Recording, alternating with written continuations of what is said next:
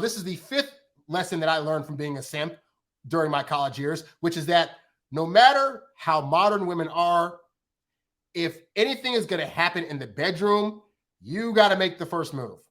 Like, they might get you to the goalpost, but you got to still kick the ball. So going back to my previous story, after the movie, I take her back to her dormitory and I'm going to drop her off outside, right?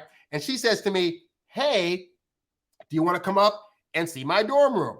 Now, I'm 20 at this point, so I'm thinking like, I still have the mind frame of like, ultimately women don't really like me. They're gonna think I'm weird. I've told most women at this point that I'm a virgin. There's no way she's gonna want to invite me up to sleep with her, but I want to see her dormitory. I'd be curious to see what a girl's dormitory looks like. So we go up to their dormitory and she has other various mates and whatnot that are up there. But so we go in, I think I said hi to one of the other roommates, and then she takes me into her room. And when I tell you, her room was super small. It was so small, like her bed, had to be like a king size bed, took up like 3/4 of the room. And I literally sat on the bed. I remember it clear as day. I sat on the bed. I thought to myself, what are we supposed to do in here with this big freaking bed in the way? So we sat, we talked for a little bit. And then I said, well, I got to go. And I left. And I think that was also a big part of her not wanting to go out with me anymore, because she was probably just thinking this guy just doesn't get it. But the same thing also happened with the other girl that I was crushing on, whereby the times I'd go to her place, she'd be like giving me these hints of like, oh yeah, come over and help me study, or oh, watch TV, and oh, I'm getting tired, and I just wouldn't get it. And then even at the point where I finally started to understand, like, oh, these signals here indicate that she wants to hook up, I still wasn't able to like make that move. And I had another friend of mine that I had been friends with for like 3 or 4 years, that when I got back the next year of school to my senior year, we were just vibing. We were both RAs and we had time to just spend together by ourselves. And we were really vibing and feeling. I was like, oh my God, like we've been friends for 3 years, but like she seems to have a crush on me. I have never been able to have a friend have a crush on me. This is freaking amazing. And I remember I invited her over one night because I'd made some food. And again, I'm still in my simp year, so I'm not correlating any of these moves that I'm about to tell you about. And I talked about some of this stuff, by the way, in my No Girls For You, the Ultimate Guide to Losing the Girl of Your Dreams book, which right now you can read if you join the Introvert Dating Success Membership Academy. But anyway, so I had made some food and I'd hit up like 3 or 4 other women saying, hey, I literally just made too much food. Do you want to come over and eat? And the first 3 girls all said no. And then I hit this best friend of mine up, and she was like, well, I'm studying for a test, so I can't make it. And I was like, okay, cool, that's whatever. Fast forward to like 3 minutes later, she calls me up and is like, oh, I'm done studying, so if you want to come pick me up to have dinner at your place, and that's totally fine. Now, in hindsight, I didn't realize that I had inadvertently, to her, made a move that indicated that I wanted to do some bedroom stuff. I was just thinking, I literally have too much food and I want to watch a movie. I didn't know dinner and a movie at the time was code for come over and hook up with me.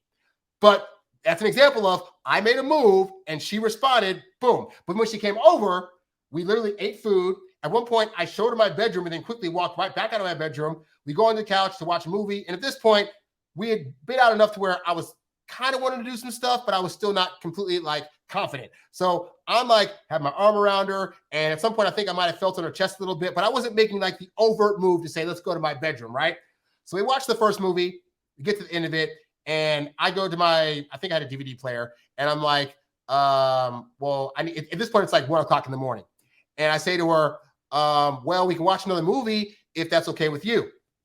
And her response was, I remember clear as day. She said, well, I have to be able to get back to my dorm by like 6 in the morning. If that's cool with you. To which I said, oh, I have no problem taking you back. We can watch this other movie and then go back later. And then I put the next movie in and we sat there for another hour and a half and watched the movie. And then I took her home, not thinking that like we could have done literally like any other kind of stuff, including hook up, instead of watching that second movie. Because up to that point, I had made all these right moves. But ultimately, if I didn't say to her, hey, let's go to my bedroom, it just wasn't going to happen.